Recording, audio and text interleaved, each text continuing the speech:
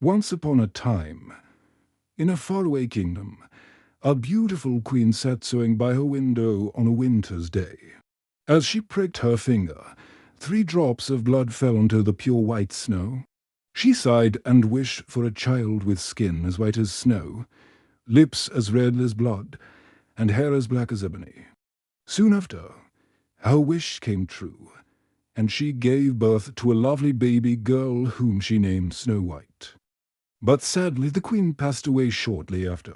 The king, lonely and needing a mother for his child, remarried. His new wife was stunningly beautiful, but she was also wicked and vain. She owned a magical mirror, and every day she would ask it, "Magic mirror on the wall, who is the fairest one of all?"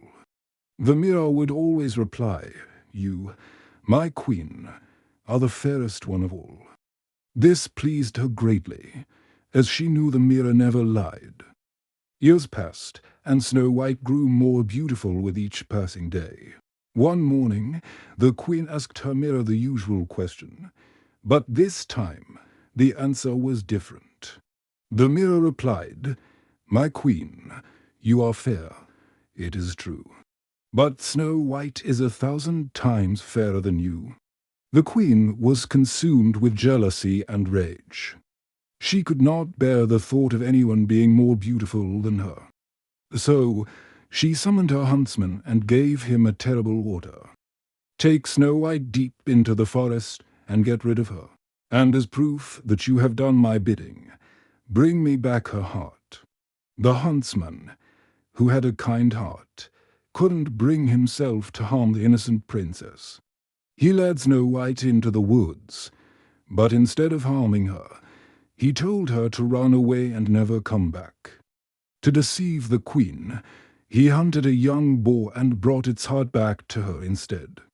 Snow White, alone and terrified, ran through the dark forest.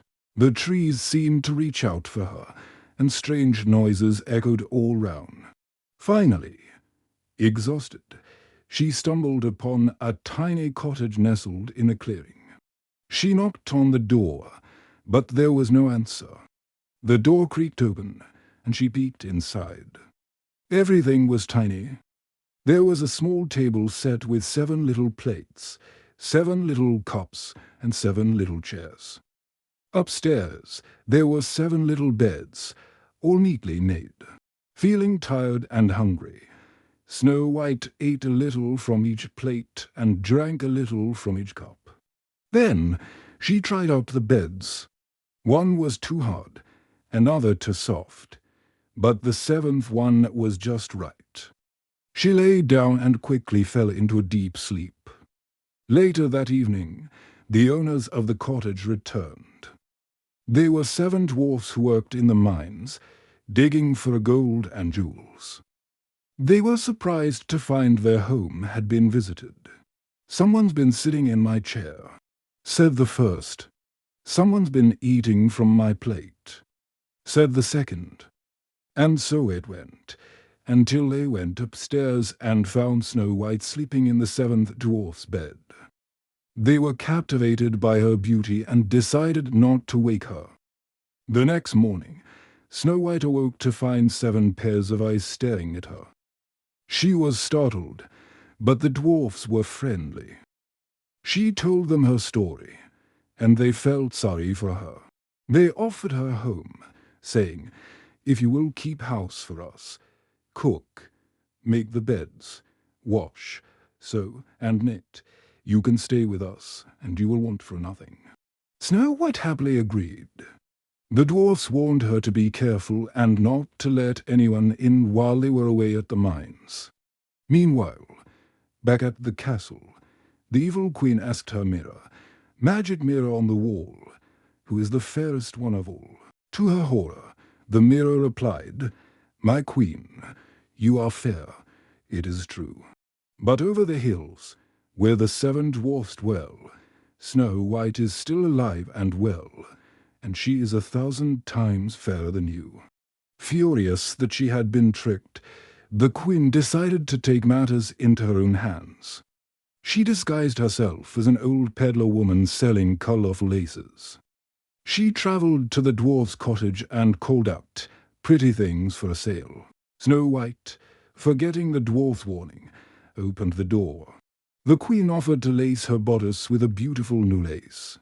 She pulled the laces so tight that Snow White couldn't breathe and fell to the ground, seemingly lifeless. The queen, believing she was finally the fairest, hurried away. When the dwarfs returned, they found Snow White and quickly cut the tight laces. Air rushed back into her lungs, and she revived. They warned her again to be more careful. But the queen, upon consulting her mirror, learned that Snow White was still alive. This time, she created a poisoned comb and, disguised as a different old woman, returned to the cottage. She offered to comb Snow White's beautiful hair. The moment the poisoned comb touched her head, Snow White fell down unconscious. But again, the dwarfs came home just in time. They found the comb in her hair, removed it, and Snow White woke up once more. They were very upset and made her promise not to open the door to anyone. The queen, now in a complete rage, consulted her mirror a third time and learned the truth. She went to her secret chamber and crafted her most wicked creation, a poisoned apple. It was beautiful, half red and half white. The red side was laced with a deadly poison. Disguised as a poor farmer's wife, she went to the cottage one last time. Snow White refused to let her in, but the queen was clever. "Are you afraid of poison?" she asked, cutting the apple in two. "See, I will eat the white part." She took a bite of the harmless white half. Snow White, seeing this and tempted by the shiny red half, took the apple through the window and took a bite. Instantly, she fell into a deep, death-like sleep.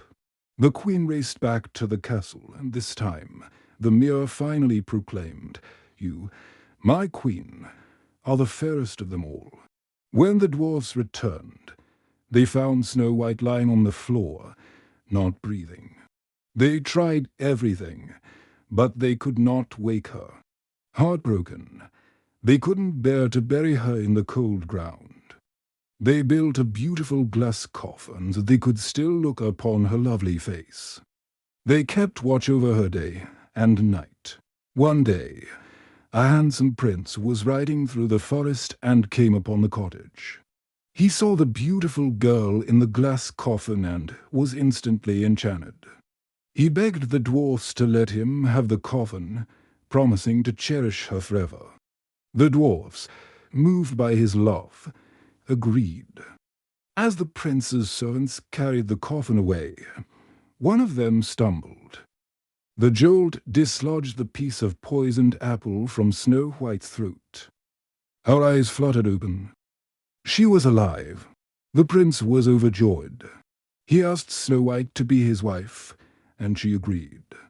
A grand wedding was planned, and everyone in the land was invited, including the evil queen. When she learned that the new princess was fairer than her, she was intrigued and went to the wedding. When she saw that the bride was none other than Snow White, she was frozen with shock and fear. And as for Snow White and her prince, they ruled their kingdom with kindness and lived happily ever after.